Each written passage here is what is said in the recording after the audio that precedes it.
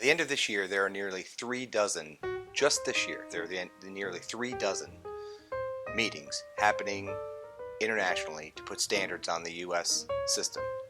The troubling fact is that once these standards are adopted, the International Monetary Fund is actually going to grade the United States on whether we adopt these untried standards here in the United States. Moreover, as U.S. negotiators from both Washington and the states are in Europe discussing these standards, we very often have them taking different positions in these meetings and don't have a unified voice as these conversations proceed. With PCI's support and urging, both the House and Senate have taken up legislation that would put guardrails up around the Federal Reserve and the Federal Insurance Office and their efforts in negotiating international standards. We've had legislation introduced in the Senate, passed out of the Senate Banking Committee, legislation introduced in the House, passed out of the House Financial Services Committee on a bipartisan basis. And with the time remaining this year, we have a commitment to try and move this legislation forward and see if we can get it to the President's desk. When thinking about this legislation, there's a couple things you need to keep in mind, some core principles. One, that the U.S. speak with one unified voice. That's not happening today. Two, that there be consensus reached with the state insurance commissioners, who are the regulators of insurance in the United States, before Treasury and the Federal Reserve advocate a position on behalf of the United States.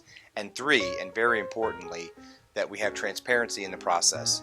Currently today, as these standards are being negotiated, over 80% of the discussions are closed to stakeholders in the public. As consumers think about something like this, it can seem a bit esoteric, something that doesn't affect them directly. What we've seen as these types of standards have been put in place in other industries is a consolidation among people providing services. So for instance, what you very likely would see is a significant concentration of business and consolidation in the U.S. insurance marketplace. Today there are over 6,000 insurance companies in the United States, over 4,000 property casualty companies. It's the most competitive private market in the entire world. And the one thing we don't want to see on behalf of consumers, and they shouldn't want to see, is less competition. Key members of Congress have introduced legislation that would put guardrails up around the Federal Insurance Office and the Federal Reserve as they engage in international fora to put standards on the U.S. insurance industry. Legislation has been introduced by Chairman Blaine Luetkemeyer of Missouri, Senator Dean Heller from Nevada, along with Senator John Tester from Montana.